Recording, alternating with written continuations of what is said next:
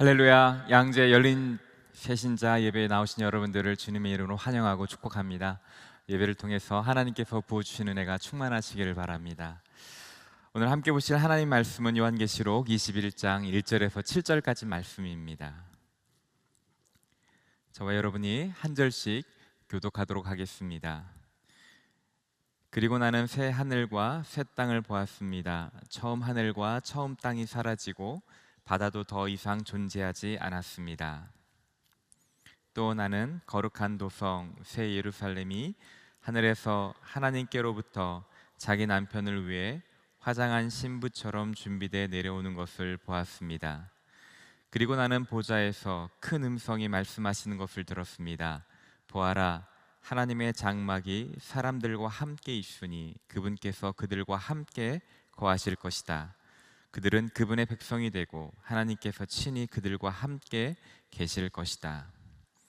그들의 눈에서 모든 눈물을 닦아주실 것이며 더 이상 죽음이 없고 다시는 슬픔이나 우는 것이나 아픈 것이 없을 것이다. 이는 처음 것들이 지나갔기 때문이다. 그때 보좌에 앉으신 분이 말씀하셨습니다. 보아라, 내가 만물을 새롭게 한다. 그는 또 말씀하셨습니다. 이 말들은 신실하고 참되니 너는 기록하여라. 그는 또 내게 말씀하셨습니다. 다 이루었다. 나는 알파요 오메가며 시작과 끝이다. 내가 목마른 사람에게 생명수 샘물을 값없이 줄 것이다. 다 함께 읽겠습니다. 이기는 사람은 이것들을 상속할 것이며 나는 그의 하나님이 되고 그는 내 아들이 될 것이다. 아멘. 저희는 계속해서 기독교 신앙의 가장 기초적인 것들을 살펴보고 있습니다. 오늘은 마지막 시간 우리 역사의 종말에 대해서 함께 나누고자 합니다.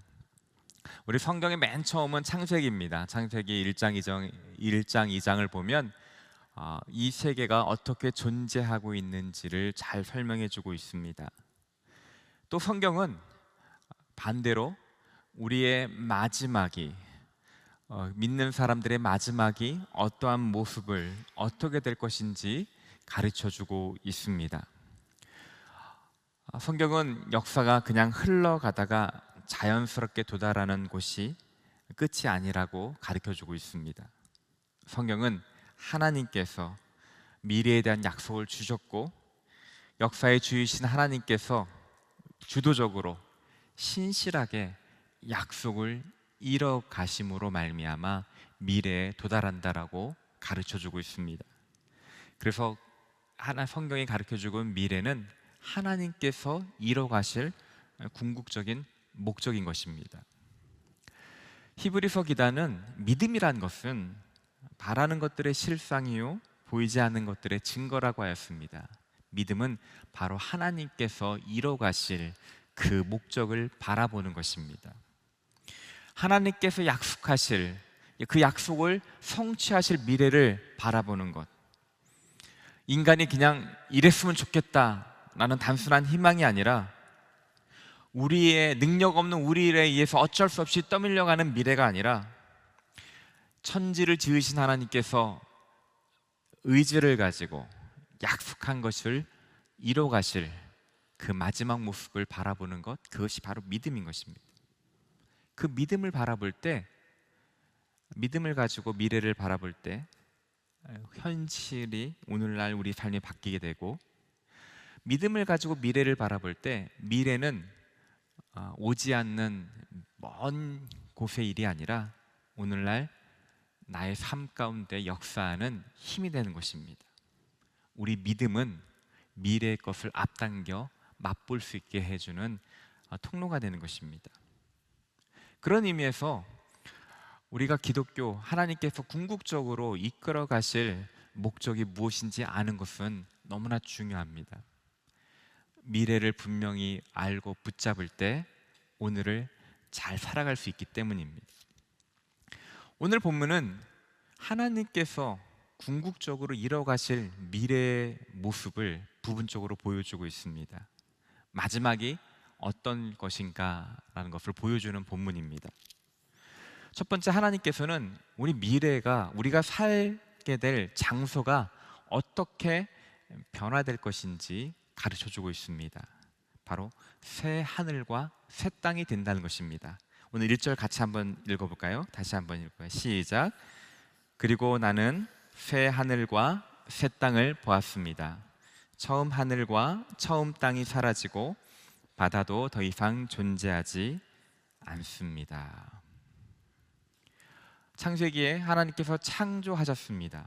그러나 인간의 타락으로 인하여 이 땅이, 우리가 살고 있는 이 세계도 오염되고 현재의 상태는 불완전한 상태입니다. 오늘 본문에서 보면 처음 하늘과 처음 땅이 사라질 것이라고 가르쳐주고 있습니다.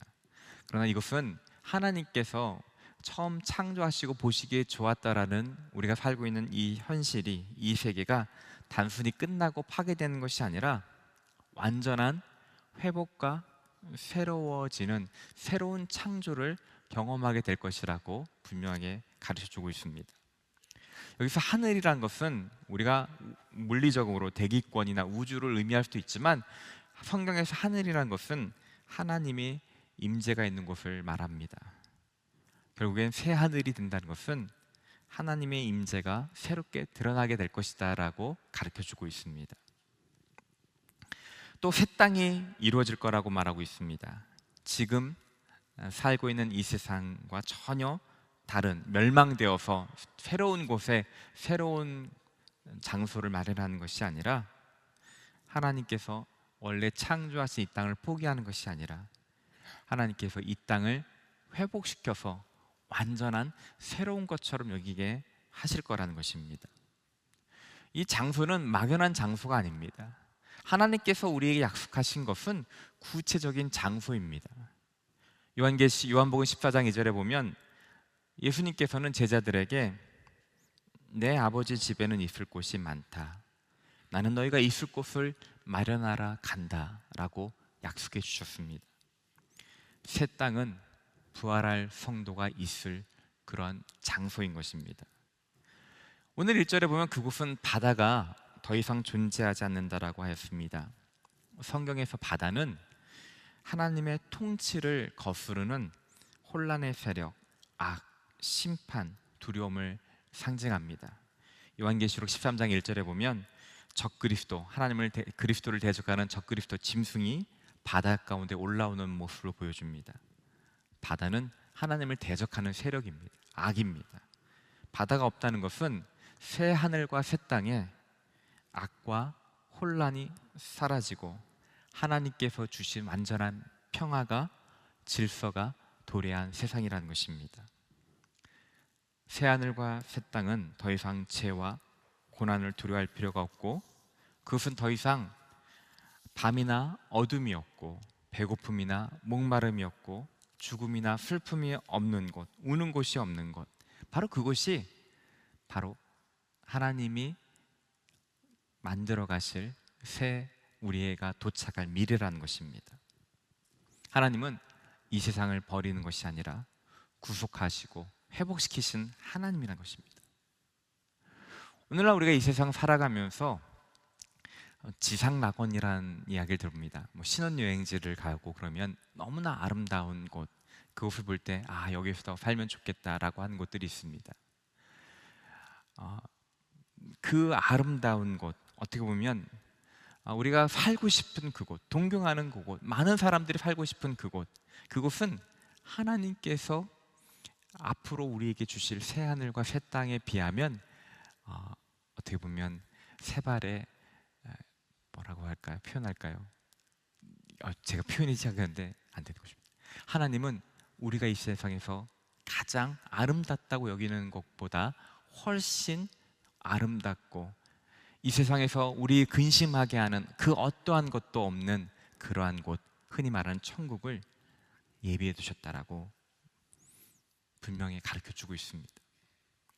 여러분이 지금 이 일상에서 떠나 정말 천국을 맛보고 싶다, 나는 그거 상상하는 것보다 더 아름답고 더 좋은 곳, 아무런 근심 걱정이 없는 그곳을 주님께서 이루어 가실 거라고 약속해 준 것입니다. 그런데 그 새 하늘과 새 땅은 새로운 장소는 2절에 보니까 거룩한 도성 새 예루살렘이라고 합니다. 우리 다시 한번 2절을 읽어보겠습니다. 시작. 또 나는 거룩한 도성 새 예루살렘이 하늘에서 하나님께로부터 자기 남편을 위해 화장한 신부처럼 준비돼 내려온 것을 보았습니다. 우리는 종종 천국을 생각하면 이 땅에 있는 사람들이 갑자기 들려 올라가는 것을 생각합니다. 그러나 성경이 가르쳐주는 것은 천국이 우리가 살고 있는 이 세대에 내려온다는 것입니다. 이 세대에 내려오는 이 땅 가운데 내려오는 것은 바로 예루살렘 새로운 도성의 모습으로 온다는 것입니다. 예루살렘은 구약에서 하나님의 임재가 있는 성전이 있는 곳이었습니다. 이스라엘의 최초의 예루살렘은 파괴되었지만 하나님께서 이뤄가실 궁극적인 새 하늘과 새 땅에는 하나님께서 예비하신 예루살렘이 이루어진다는 것입니다. 하나님께서 처음 이 땅을 창조하실 때는 에덴 동산이라 불렀습니다. 그러나 하나님께서 궁극적으로 가실 것은 새 도성, 도시입니다. 예루살렘, 도시라는 것입니다. 여러분, 시골과 도시의 차이는 무엇이 가장 큰 차이죠? 인구 밀도입니다. 동산은 사람이 적지만 도시에는 사람이 많습니다. 결국 하나님께서 이뤄가실 그 새 땅과 새 하늘의 그 하나님의 도성 예루살렘은 하나님을 구주로 고백하는 구원받은 사람이 많은 곳이라는 것을 의미하고 있습니다. 이 땅 가운데 하나님께서 처음 우리를 만드시고 공동체를 만들어 주셨습니다. 하나님께서 원하시는 것은 공동체를 통하여 삼위일체 하나님께서 그 안에서 존재하시는, 그 안에서 이루는 사랑과 기쁨과 그 안에 서로를 영광 돌리고 서로를 높이며 서로를 존귀하게 되는 그 아름다움을 경험하길 원하셨습니다. 그런데 죄가 들어와서 그 관계가 깨졌고 우리는 살면서 그 관계를 통해서 많은 상처를 받고 거절을 당합니다. 그런데 하나님께서 궁극적으로 우리에게 주실 선물은 수많은 사람들이 함께 있는 도시라는 것입니다. 도시라는 것은 여러분 싫어할 수도 있지만 수많은 관계가 있는 곳이라는 것입니다. 인간이 누리는 기쁨 중에 어떻게 보면 가장 큰 기쁨은 건강한 관계에서, 사랑의 관계에서 누리는 기쁨입니다. 하나님께서 궁극적으로 새 하늘과 새 땅, 하나님의 도성 새 예루살렘에서는 하나님을 경외하는 수많은 사람들이 그 가운데 함께하는 기쁨을 맛보는 곳이라는 것입니다.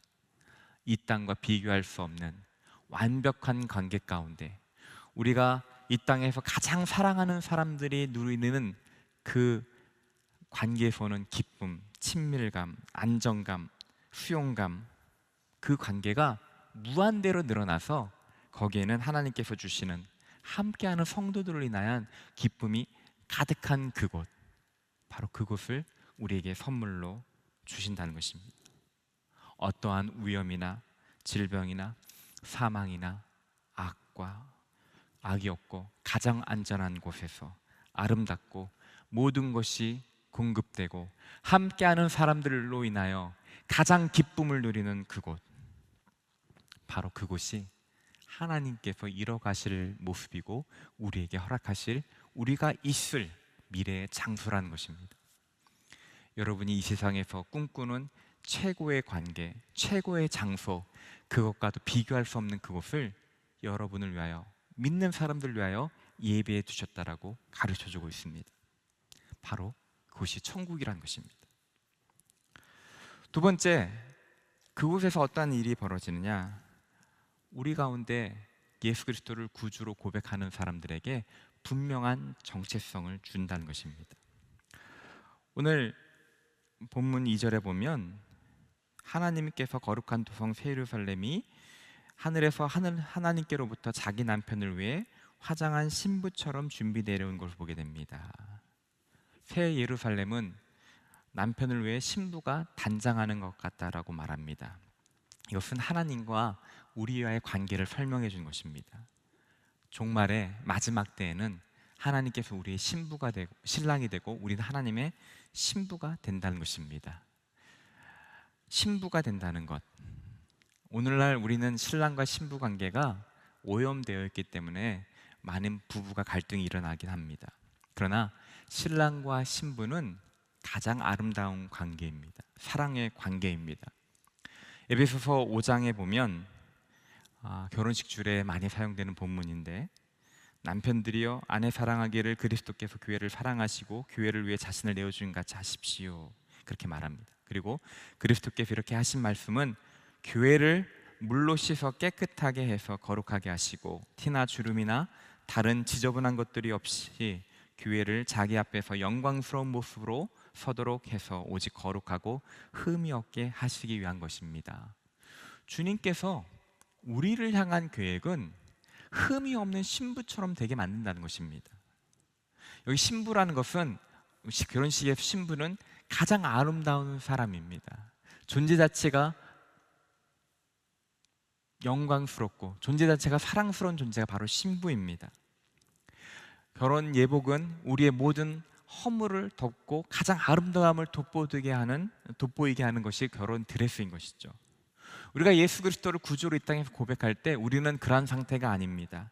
그래서 하나님께서는 우리가 예수 그리스도를 구주로 고백할 때 하나님께서 우리 가운데 가진 계획은 우리를 영광스러운 모습으로 서게 하고 거룩하고 흠이 없는 모습으로 바꿔나갈 것이라고 약속하십니다. 그것이 우리의 미래의 모습인 것이죠. 마지막에는, 그래서 결국 우리가 하나님의 신부로 서게 될 그때에는 우리는 모든 면에서 완벽하다는 것입니다. 무한한 아름다움을 가진 존재가 된다는 것입니다. 사랑받는 존재가 된다는 것입니다.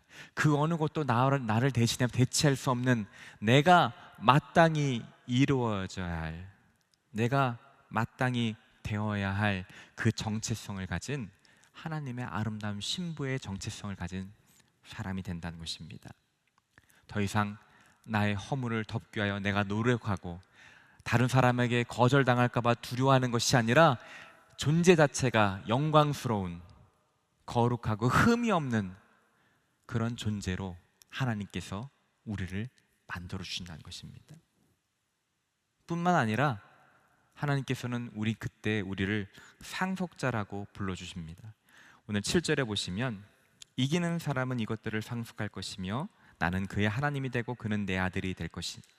여기서 이기는 사람은 믿음을 지키고 끝까지 하나님을 충성하는 증인들입니다. 새 하늘과 새 땅에서는 믿음을 지키는 자들에게 하나님 나라를 상속하는 상속자의 권세를 주신다는 것입니다. 하나님과 함께 온 우주를 다스릴 수 있는, 영원토록 다스리는 능력과 지위를 주신다는 것입니다. 그 아무것도 빼앗을 수 없는 지위를 준다는 것입니다. 그것이 우리에게 약속된 미래입니다.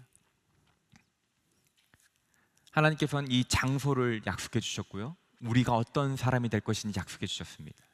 세 번째로 하나님께서 이루어 가실 우리의 역사적인 궁극적인 목적은 하나님께서 우리와 함께 하신다는 것입니다. 하나님의 임재를 약속해 주셨습니다.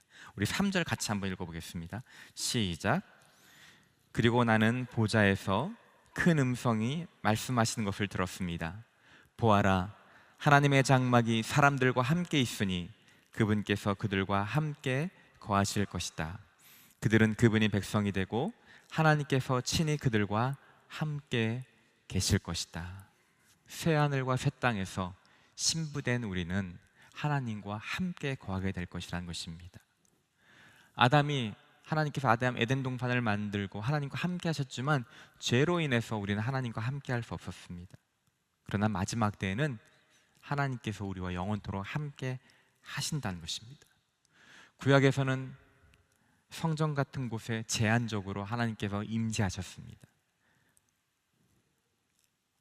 신약에서는 성령님께서 우리에게 임재하셨지만 우리는 그것은 베일에 쌓인 것처럼 하나님의 영광을 제대로 보지 못하고 잠깐만 맛보는 그런 상태에 있습니다. 그러나 마지막 그때는 하나님의 임재를 분명히 보게 될 것이라고 가르쳐주고 있습니다. 우리를 눈에 가렸던 베일이 다 벗어나서 하나님의 영광을 직접 보고 얼굴과 얼굴을 대면해서 보는 것처럼 보게 될 것이라고 약속하셨습니다. 하나님의 임재를 어느 곳에서든지 느낄 수 있게 더 이상 성전이 필요 없습니다. 하나님의 부분적으로 알던 것이 아니라 전체적으로 알게 되는 것입니다. 이런 하나님을 전체적으로 알 때, 하나님을 대면에 알 때 오는 축복을 4절에서 설명해 줍니다. 우리 4절 같이 한번 읽어볼까요? 시작. 그들의 눈에서 모든 눈물을 닦아주실 것이며 더 이상 죽음이 없고 다시는 슬픔이나 우는 것이나 아픈 것이 없을 것이다. 이는 처음 것들이 지나갔기 때문이다. 하나님의 임재 앞에 있을 때, 생명의 근원 되신 주님과 함께 있을 때 더 이상 죽음은 없는 것입니다. 슬픔은 없는 것입니다. 아픔과 고통은 끝날 것입니다. 모든 두려움은 떠나갈 것입니다. 기쁨과 평안이 영원토록 하나님과 함께 지속되는 그 상태. 흔히 여러분, 우리 하나님의 임재를 가장 많이 경험하는 것은 예배 때입니다. 여러분이 꼭 경험하시길 바랍니다. 예배를 뜨겁게 은혜롭게 경험하게 되면 그 마음 가운데 기쁨이 차오릅니다. 성령의 충만함을 경험하면 말로 할 수 없는, 세상이 빼앗을 수 없는 기쁨과 환희가 가득 차게 됩니다. 하나님이 임재 때 경험하는 기쁨입니다. 이때 그러나 가장 이 땅 가운데 은혜로운 예배를 드린다 하더라도 하나님을 직접 대면해서 보는 그 기쁨과는 비교할 수 없는 것입니다. 마치 이 땅에서 우리가 경험할 수 있는 최고의 하나님의 임재의 경험은 바닷물이 있는데 그냥 손가락으로 찍어서 맛보는 정도에 지나지 않는 것입니다. 하나님과 함께 임재를 풍성하게 경험하면 경험할수록 그것을 더 사모하게 되는 것입니다. 여러분이 누군가 좋은 시간, 퀄리티 타임을 보내고 행복한 시간을 보냈다면 여러분이 그 시간을 계속 그리워할 것입니다. 하나님께서 주신, 약속하신 그 하나님의 임재의 기쁨과 임재의 영광은, 그 아름다움은 어느 것과도 비교할 수 없는 것입니다. 상상할 수 없는 축복인 것입니다. 이처럼 오늘 이 요한계시록에 보면 이 하나님을 믿는 자들에게, 그리스도인에게 놀라운 천국이 약속되어 있습니다. 우리는 흠이 없는 존재로, 영광스러운 존재로 바뀔 것이라고 약속하셨습니다. 하나님은 우리와 함께함으로 말미암아 우리 안에는 모든 두려움이 사라지고 우리는 하나님의 신부로서 그분과 함께하는 잔치의 기쁨을 풍성히 누린다라고 약속해 주셨습니다. 이것은 성도가 반드시 맞이하게 될 미래인 것입니다. 이미 정해진 것입니다. 하나님께서 이때 예수님을 이 땅에 보내시겠다고 약속한 것이 예수님 이 땅에 오심으로 이루어 주셨고, 예수님께서 십자가에 달려 죽으셨지만 부활하실 것이라 약속한 것이 정말 이루어진 것처럼 하나님께서 약속하신 이 영광스러운 미래는 반드시 이 땅 가운데 이루어지는 것이고 우리가 맞이할 미래라는 것입니다. 여러분, 이 미래를 정말 바라보고 여러분 이 미래를 소망하고 계십니까? 우리의 믿음 생활의 가장 큰 문제는 이 미래를 바라보지 않는다는 것입니다. 이 영광을 맛보지 않는다는 것입니다. 오로지 우리 시선은 하나님께서 약속하신 영광스러운 미래를 바라보는 것이 아니라 눈앞에 있는 현실의 문제에 나의 마음과 생각과 모든 것을, 노력을 빼앗기고 있다는 것입니다. 그것이 우리가 길을 잃어버리는, 이 땅 가운데 쓰러지는 원인이라는 것입니다. 오늘 이 본문은 요한계시록 그 원래 편지의 수신자들은, 그들은 핍박 가운데 있는 자들이었습니다. 그들은 로마 황제로 인하여 생명의 위협을 받고 있었습니다. 그들은 예수님을 믿는다는 그거 하나만으로 길드에서 쫓겨나고 공동체에서 쫓겨나고 사회에서 쫓겨나는 그런 삶을 살았던 사람이었습니다. 그들은 햇빛 아래서 살 수 있는 자격마다 박탈을 당해서 지하로 들어가서 살았던 사람들이었습니다. 그들에게는 두려움이, 죽음이 매일마다 부딪히는 현실이었습니다. 사람들로부터 거절이, 굶는 것이, 병드는 것이, 핍박당하는 것이 매일 가운데 일어난 현실이었습니다. 요한계시록은 바로 그런 사람들을 위하여 쓰신 것입니다. 왜 쓰였습니까? 왜 썼습니까? 소망을 주기 위함입니다. 현실을 극복할 수 있는, 그 고난을 극복할 수 있는 힘이 미래에 있기 때문인 것입니다. 소망과 희망은 현재의 어려움을 극복할 수 있는 힘이 되기 때문입니다. 미래의 소망은 현재를 다르게 살 수 있는 원동력이기 때문입니다. 세례 요한, 사도 요한은 그래요. 그들이 비록 이 땅에 고난을 당하고 그들이 이 땅에서 핍박을 당하지만 그들이 결국엔 도달할 그 미래의 모습을 보여준 것입니다. 빅터 프랭클이라는 유대 심리학자가 있습니다. 아우슈비츠 그곳에서 극적으로 살아나신 분입니다. 그때 경험을 바탕으로 한 죽음의 수용소라는 책을 지셨습니다. 심리학자였는데 그들은 죽음의 수용소에서 하루에 수많은 사람들이, 같이 있던 사람들이 정말 죽어나가는 그 죽음과 가장 가까운 그 현실 속에서 어떤 사람들은 모든 희망을 잃고 시들어 죽는 듯 보였지만 어떤 사람들은 그렇지 않고 그것을 극복하는 사람들이 있다는 것을 발견하게 되었습니다. 어떤 사람들은 왜 희망을 잃어버리고 좌절하고 죽고 어떤 사람은 똑같은 상황에서 그것을 견뎌낼 수 있을까? 그가 발견한 것은 미래에 대한 의미와 목적을 가진 사람이 더 오래 살아남는다는 것을 발견했습니다. 미래에 대한 의미와 목적을 가진 사람이 고난을 극복할 수 있는 힘이 주어지는 것입니다. 소망이 있는 사람은 극한의 고통 속에서도 삶을 지속할 수 있는 힘을 가진 반면 희망을 잃은 사람은 쉽게 병들거나 죽음을 맞이한다는 것을 그는 수용소에서 깨달았습니다. 자신의 삶이 의미가 있다고 믿는 사람은 고난을 견딜 수 있는 힘을 가진 것입니다. 이처럼 소망은, 희망은 어려움을 극복할 수 있는 힘을 주는 것입니다. 그러나 모든 희망이 우리의 현실의 어려움을 극복할 수 있는 힘을 주는 것은 아닙니다. 우리가 가진 소망이 초월적이고 현실적이어야 됩니다. 우리가 가진 희망이 초월적이어야 됩니다. 초월적이란 말은 현실에 의해서 쉽게 부서져서는 안 된다는 것입니다. 우리가 가진 희망이 초월적이지 않다면 그 상황이 바뀌었을 때 희망은 쉽게 꺾인다는 것입니다. 예를 들면 죽음의 수용소에서 들어가기 전에 자신이 가졌던 희망이 세상에서 직업, 성공, 당신의 가정을 사랑하고 행복하게 사는 것이었다면, 그것이 삶의 희망이었다면 그 죽음의 수용소에서 그런 것들은 다 의미가 없기 때문에 산산조각 났다는 것입니다. 그런데 극복하는 한 사람 보니까 그분은 죽은 아내가 죽었지만 그는 아내가 하늘에서 나를 내려다보고 있다고 믿어요. 실망시키지 않고 싶어요. 언젠가 그녀와 함께 있고 싶고 그녀가 나를 자랑스러워하기를 바랍니다.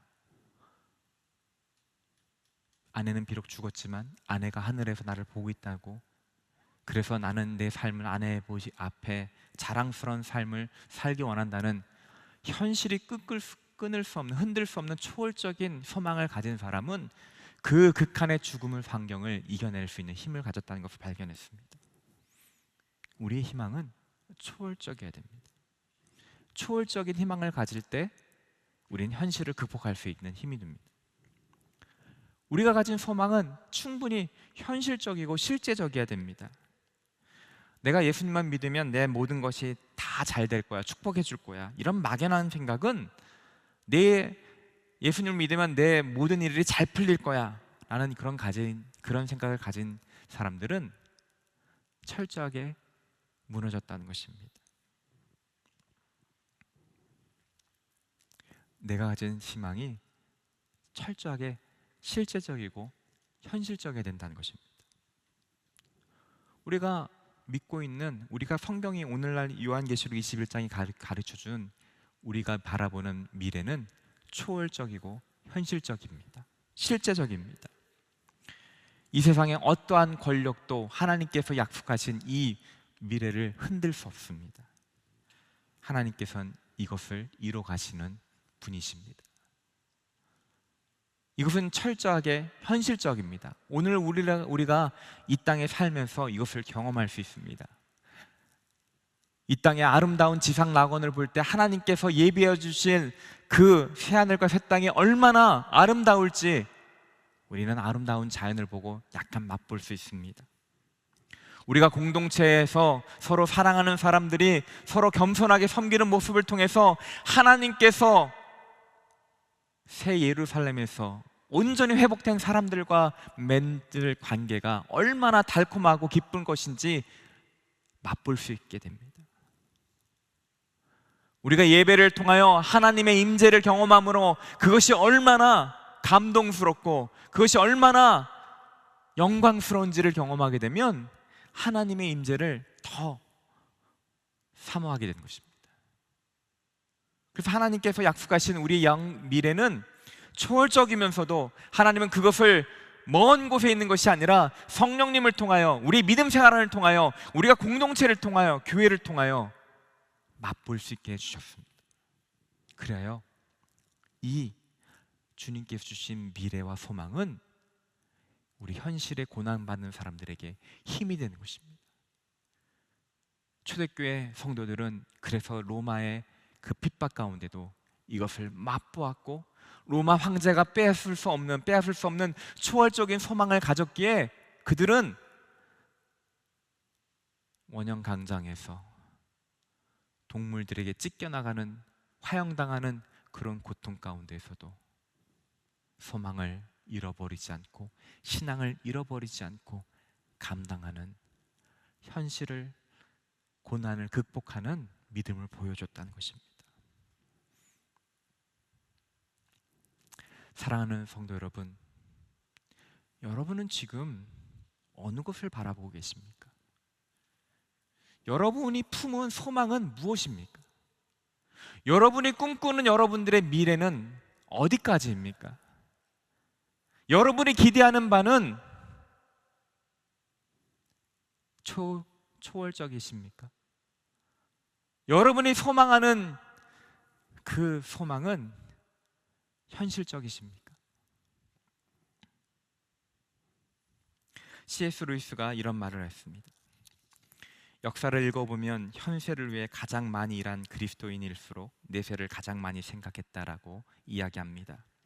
로마 제국을 개종시키는 일에 불씨를 당긴 사도들, 중세를 건설한 위인들, 노예매매를 폐지한 영국 복음주의자들, 미국에서 세 차례에 걸쳐 부흥운동을 이끌어갔던 지도자들, 이 모두가 이 땅에서 큰 족적을 남긴 것은 바로 생각을 하늘에 두었기 때문입니다. 이쯤 그리스도인 현세에 이토록 무력해진 이유도 다분히 내세를 더는 생각하지 않기 때문입니다. 천국의 뜻을 두면 이 땅은 덤으로 딸려오지만 이 땅의 뜻을 두면 양쪽 다 읽는 것입니다.